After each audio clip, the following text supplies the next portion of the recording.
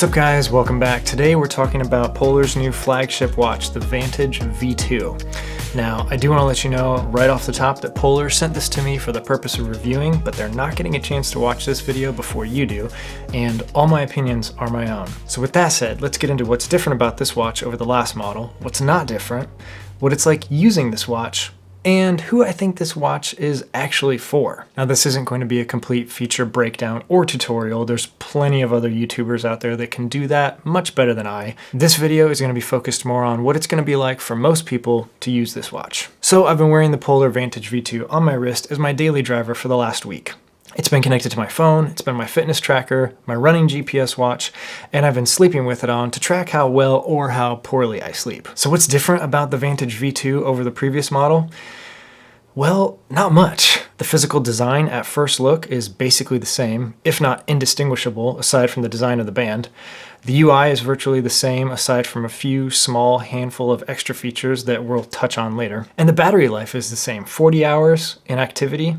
So what's different? Well, there's one major physical difference, and then the rest is all software-based. The headline feature of the Vantage V2 is that this is now Polar's lightest GPS watch at 52 grams. For comparison, the Apple Watch is 42 grams, and the Polar Grit X is 64 grams. The lighter the watch is, the more likely you are to wear it all the time, which is exactly what Polar wants so that you can take advantage of all the tracking features that come with this watch. That's one of the reasons why I love my Apple Watch, is because of that barely there feeling.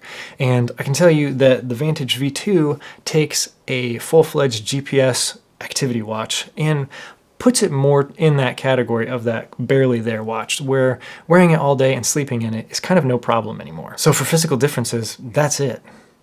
Really.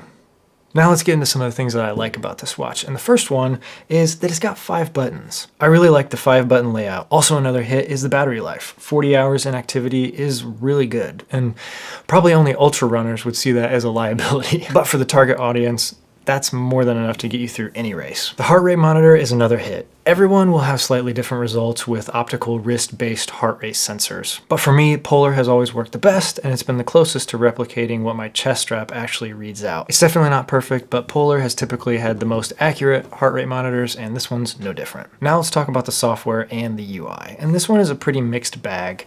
There's plenty of hits, plenty of misses, but most of them I think Polar could fix pretty easily with a firmware update. First of all, Polar's ecosystem is awesome. They have the most in-depth and robust web interface out there of anyone. That said, it's only great if you use it, and that can be a challenge for some people just getting into this because of how much information is presented to you all at once. Unfortunately for Polar, a lot of us just use the watch for our activity and then upload it to Strava. Well, Polar is actually counting on those of us that like digging into the data to take advantage of the web interface and the app, both of which are really great. Now back to the watch. There's several hits, things I like. The first one is Strava segments. I mentioned this in my Polar Grit X video, but the Strava segments are actually really cool. If you use Strava, you can find a segment online that you like, that someone else created, or one that you created. You can favorite it, import it to your watch, and then the next time you're out for a run, your watch will actually give you a notification and tell you that you're getting close to that segment, and it will let you choose whether or not you want to tackle it or just pass. Another really cool feature that I sadly don't foresee a whole lot of people actually using is the workout mode, but it's really great. It gives you a little stick man that shows you exactly what you're supposed to be doing at the moment,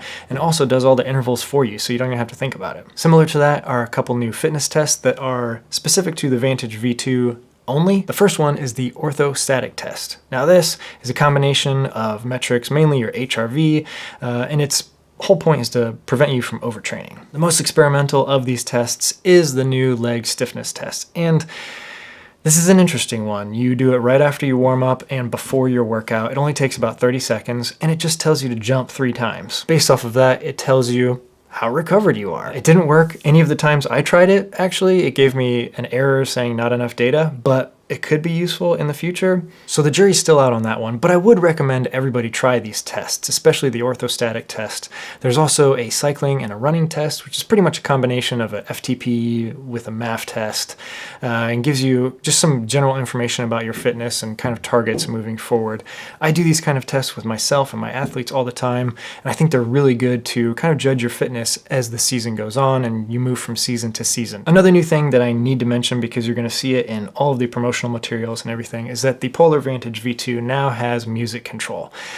Now this one was a little bit of a disappointment for me. I was hoping that you could actually load music onto the watch and listen to it with Bluetooth headphones, but unfortunately it's not. It's just a couple control buttons to control your phone that's in your pocket while you're running. Now let's move on to a couple quick misses. The first big miss for me, and probably the reason why I might pick a different watch over a Polar watch when I'm going out for a run, is the limitation of 4 data fields per workout screen. Now I know for a lot of people 4 data fields might be fine. Maybe you need less than that, but for me, I need at least 5 so I don't have to scroll through my activities. Those 5 that I always use are duration, distance, heart rate, current pace, current power, and in a race, if I can add one more, it's going to be average pace. With those 5 data fields, I can get all the information I need at a glance, and then if I'm in a race, I like having the average pace so that I can predict my finish time. So the last 2 misses, I'm going to just mention really quick because I think the community is probably pretty divided on this, so these are just my opinions. The first one is phone notifications. You actually cannot receive phone notifications while you're in an activity, and I was on a conference call last week while this product was being introduced to a few of us that got it early, and the question was actually brought up, why? Well, the designers have actually decided that they do not think that athletes want or need phone notifications while they're in an activity because it's a distraction. My personal opinion is let me make that choice for myself. Make it a toggle switch when I start the activity. Because yes, in a race, maybe I don't want notifications. But, for example, if I'm going on a really long trail run and I'm coming back to the car, maybe when I get back there, I would like to see notifications on my watch instead of unlocking my phone out of the glove box and checking there. Maybe it would prevent missing an emergency situation. At least just give the user the option if we're spending this much money on a watch. And the last thing is probably something that only a small fraction of users actually care about, but that's navigation. I used this just last week when I went to go for a run on a new trail system I've never been to. I loaded a friend's GPX file. Unfortunately though, the navigation has to be selected before you start the activity, and then it's tied to the activity, so you can't stop the navigation without stopping the activity. They went back to the car to refuel after 5 miles, and I wanted to keep going on the rest of the route, so I skipped the car, and for the next 3 hours, no matter what I did, my watch buzzed and beeped at me, telling me I was off course.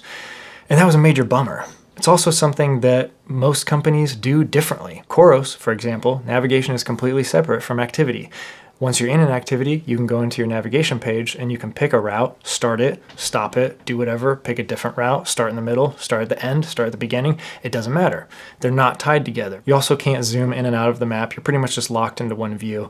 And Polar probably knows that not a whole lot of people use this, so how worth it is it to really devote a whole lot of resources to changing the way it works? Maybe not that worth it.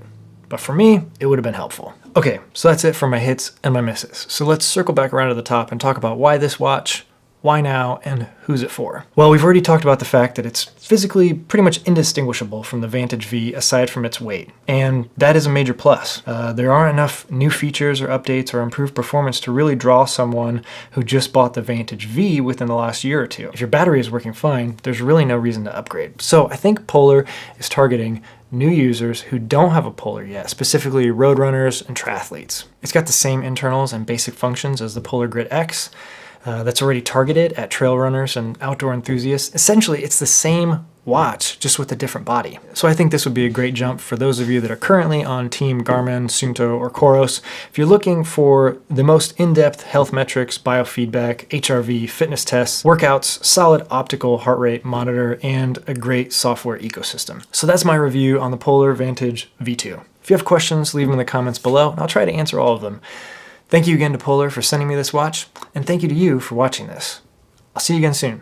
Bye.